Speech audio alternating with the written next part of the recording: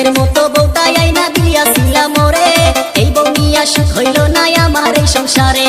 দিনে রাইতে আমার সাথে খালি ঝগড়া করে, কথায় কথায় বাপের দেয়া বস্তুর খোটা মারে। দাদা কেন করাইলা আমায় বিয়া, আমি চিন্তায় বাঁচি না।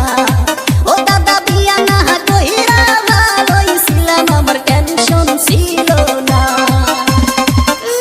খালি নিজের ডাই কইলো, নিজের ডা মসমসা করে ডা উত্তা।